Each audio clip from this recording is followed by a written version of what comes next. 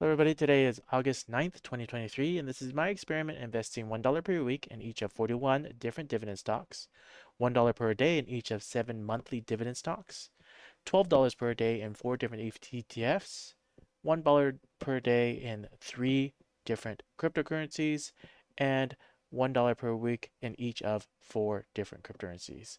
So, you can see right here that the starter day, and this see the dotted white line, this is the starter day, and you can see all of a sudden it went up, but now it's going down, trending in a downward state.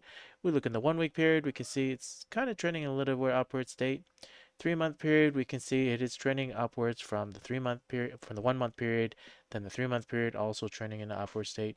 If we look at year to date, we can also see that we are in semi the positive. It was here and then it dropped down.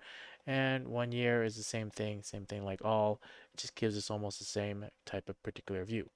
Now, if we look over here and we look at all the different cryptocurrencies and how they're doing right now that I currently have on the Robinhood application, I have Bitcoin, Ethereum, and XLM that are in upward trend, where all the other ones are in the negative from when I purchased in.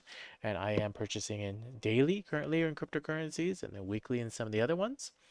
My dividend stocks, a lot of them are in the green. Some of them here and there are in the red, stating that I am losing money based on when my investments are, and they're recurring investments that are happening constantly. We come all the way down here, and we can also see that the ETFs are also still in the green, and you can see they are very different in different intervals. JEPI, JEPQ, QQQ, and VOO all have the same amount of money that I invested in, and in the same plan, which is $12 every single day. But you can see that each one is doing significantly different from each other. Now, one of the things that has come in here is if I come over here to my profile, click in here, and we look at reports and statements. And in reports and statements, we look at brokerage. In brokerage, if I pull up my July statement, we can look at this right here. And this is what my July statement will look like. We can see that the month of July that I got $55.67 in dividends payments alone. And throughout the year, since I've been investing since January of this year, I have a total of $130 in payouts of dividends. So that is currently how that is doing. If we come back over here and we look at how everything is kind of, doing okay, I'm still skeptical and concerned about what's going to happen in the future. For example, the BRICS nations, they're going to be bringing out maybe their particular currency and backed by gold, and that's going to be announced and put out in August 22nd. And if that actually comes through and gets pushed through, we can see some significant changes of wealth in many different directions. Like if you're looking at your money and you're looking at your physical money, is it going to be enough? Is it not going to be enough? I know everybody's looking at, and I know if you watch Rich Dad, Poor Dad, and you look at all the different things that is explained on the channel, it's not about taking what they say in full heart. Take what they say and learn from it. Because if you want to take gold and silver and save gold and silver, that's for people that want to keep their wealth and keep their wealth growing. For someone like me or the average person who doesn't even have that particular amount of money to save, I don't have millions of dollars or hundreds of thousands of dollars in the bank just sitting there. I'm trying to make my money grow for me. For a long term play as a saver, physical gold and physical silver is definitely a tangible asset that is a savable asset because it's something you're not going to be using for a long time and it will grow. But with the BRICS change and BRICS nations change of being backed by gold with their currency and all those different nations jumping in to be a part of BRICS currency, it could change how things are traded. When you really, really think about it, everything he says makes perfect sense.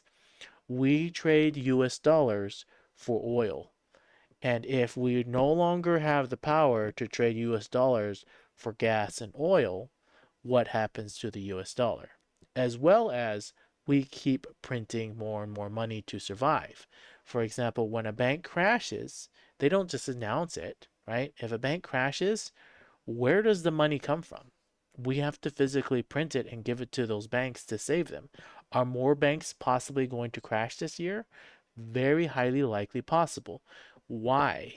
Well, because office buildings They need to renew their lease. And when you renew your lease with such high inflation and such high interest rates, instead of having a loan, and just as an example, for $1 million building, for a lease for $1 million office building, which again, nobody's even in those office buildings. Most of the like 20-25% of the companies not in the building because a lot of people want to work from home due to COVID. Well, they renew the office building, and they before they had their lease at maybe at 0.5%, or maybe it was a 1% lease.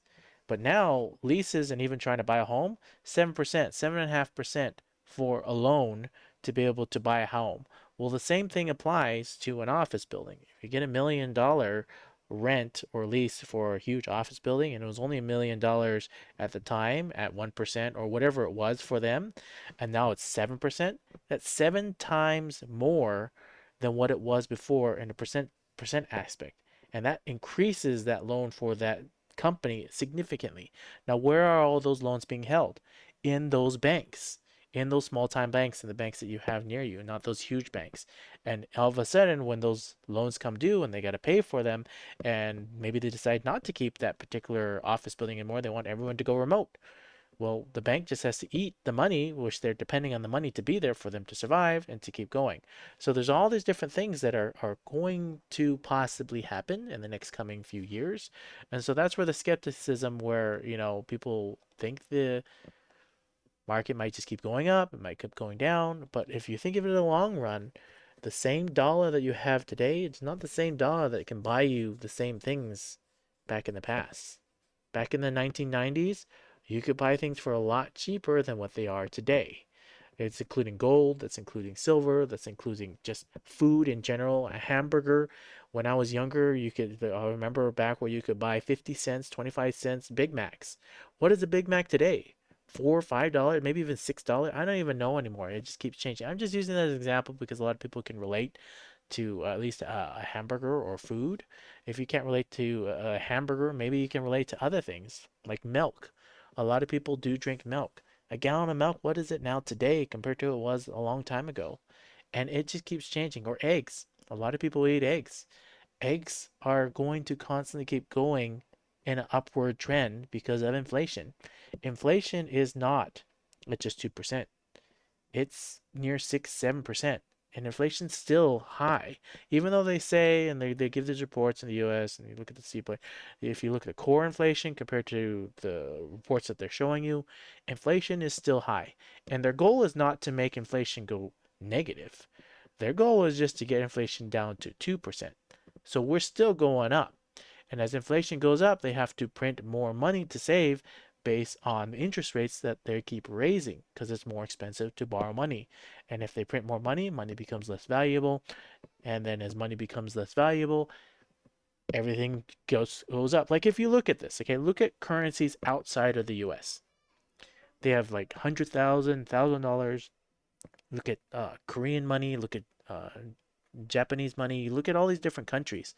They're in the thousands of dollars to pay for just a meal. And the US, you pay what? 15, $20 for a meal.